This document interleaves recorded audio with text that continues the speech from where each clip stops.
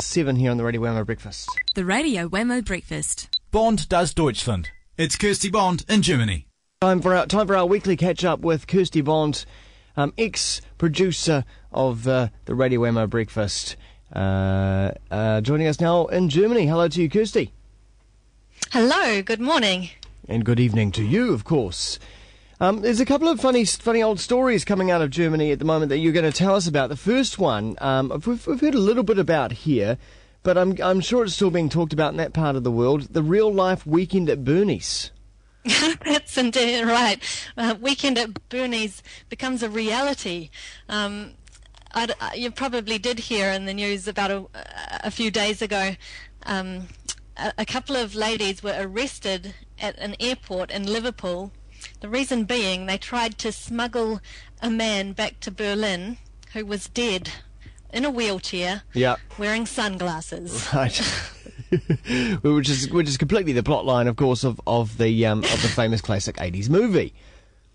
Yes, which they may well have got their inspiration from. But I think the authorities were originally alerted to this suspicious situation when they had to help get the man out of the taxi at the airport when these ladies arrived with him. It was actually the wife and the daughter of the man. And so obviously the body was a bit limper than what bodies should usually be, and they raised the alarms. And then when these people went to check through to their flight, they were stopped and arrested for failing to alert the authorities to a death. Basically, that's why they were arrested. Yeah. And then they went ahead and pleaded ignorance and said that they just thought he was sleeping. Oh. I suppose there is a bit of a sad undertone to the story, though, isn't there? Because they're thinking that they were perhaps trying to avoid some kind of fee to get the body back to Germany. Yeah, well, we shouldn't really make too much light of it, should we? It costs a lot of money, apparently about £3,000 to repatriate a body. And this man, apparently, he was probably on his deathbed as it was, and he wanted to have his dying days in Germany, so that's probably why they were heading back there. And he just didn't quite make it. And so where does it currently stand? The cremation option instead. Oh, they're going for the cremation, okay. And but I suppose that they're still in a bit of trouble.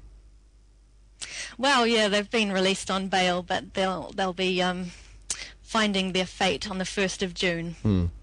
All right, next story, something about Aussies. Aussies? What's going on here?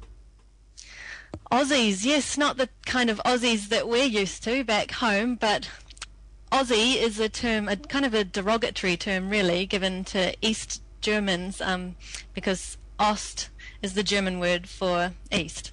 And there's been a story that's come out just recently about a lady who applied for a job in West Germany, and she got her application returned to her with, in handwriting, the word Aussie and a little minus sign written on it. Obviously she was declined, her application was declined, and this is what she received back in the post. Yeah. And so she's now taking this company to court, saying that they discriminated against her on ethnic basis because she's an Aussie from East Deutschland. And she could be getting about 5,000 euros if she wins her case, but she's not really doing it for the money. She says that she's doing it because she is sick of this Aussies versus Westies thing, which is the West Deutschlanders, which is a bit of a division that obviously stems way back, and since the two countries were reunited in 1990, there has been a little bit of angst going on between West and East Deutschlanders. People who live in the West actually have to pay a tax, and it can be up to 5.5% of their wage, and it goes into trying to bring living conditions in the East up to scratch, up to standard with what the living conditions are like in the West. And so they're trying to really build up the infrastructure and make things nice, and obviously it was very run down in the state that it was 20 years ago. And when this tax was introduced, they thought it would only last for a year or so, but now 19 years later it's still going on, and doesn't seem to be any plans to halt it anytime soon. So I guess that creates a bit of aggro. I mean, is it something that is quite present for you? Is it something that you notice that there is this slight division and there perhaps is a little bit of angst going on between the two? It's not something that you would notice on an everyday basis, and I think it probably is a bit of a generational thing as well. But I did notice it simply because I went for a holiday over Easter to a place in East Germany, and a German guy was in the group of friends that we went with, and he did make a few comments sort of indicating that there was this resentment over the tax that he was having to pay for these beautiful roads and the infrastructure and the nice looking towns that we were visiting.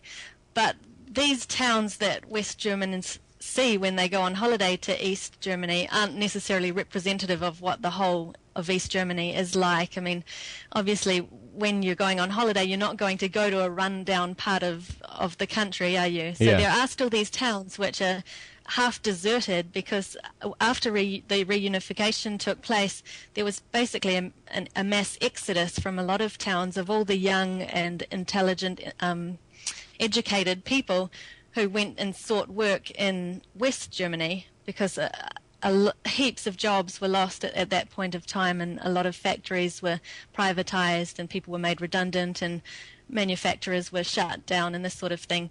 So there are still towns in this state where the buildings are crumbling away and there's deserted schools and residential areas as well. Fascinating stuff. Thanks very much, Kirsty Bond. It's certainly an issue that certainly we wouldn't have been so well aware of without you telling us all about it. Until next week. Cheers, Kirsty. Indeed. Bye. That is Kirsty Bond in Deutschland. Issues of the day under T-Radar. Do you want to know what Jerry Brownlee's explanation for the benefits of mining on conservation land is? I think I'll have that with a slightly stale hot cross bun over my morning tea. And essentially, it's one of those pieces that I saw the first paragraph essentially begins by going, think about everything you use. You know, your inner spring bed, your car, your bicycle, all comes from mining. Yeah. That may be the case, Jerry, but not necessarily from mining in beautiful conservation areas. T-Radar, Tuesday morning at 8:10 only on the Radio Wemo Breakfast. Kiwi.